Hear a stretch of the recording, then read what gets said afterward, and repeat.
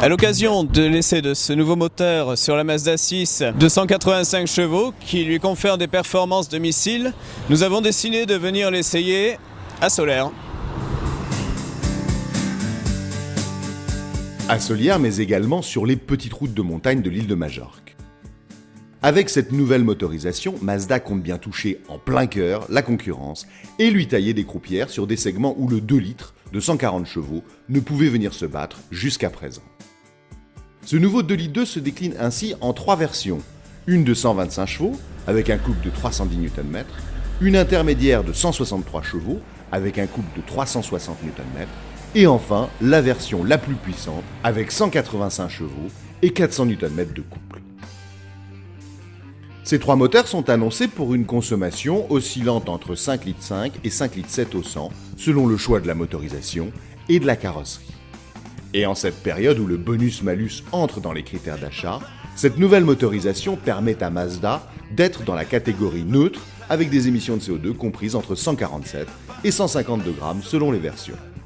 Une dimension écologique renforcée par la présence d'un nouveau filtre à particules.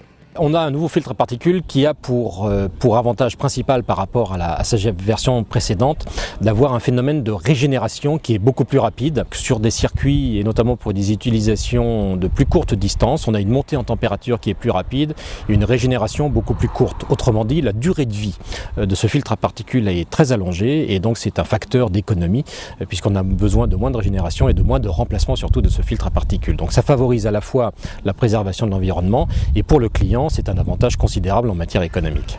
Notre break d'essai était équipé de la version 185 chevaux, se montrant parfaitement agile sur les routes sinueuses de l'intérieur des terres. Mais sous 1500 tours minute, le manque de couple nécessite de rétrograder en première pour passer efficacement un virage en épingle. Considération qui laissera de marbre les citadins. Dans sa vocation routière, le turbo se déclenchant à partir de 1800 tours minute amène une touche de sportivité agréable et dont vous saurez tout dans l'article complet sur ce nouveau moteur, à découvrir sur le blog auto.com.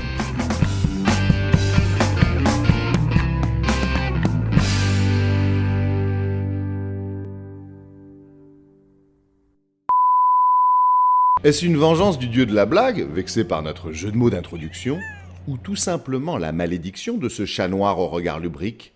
Quoi qu'il en soit, notre voyage a réservé quelques surprises. Bon, Nicolas, qu'est-ce qui s'est passé?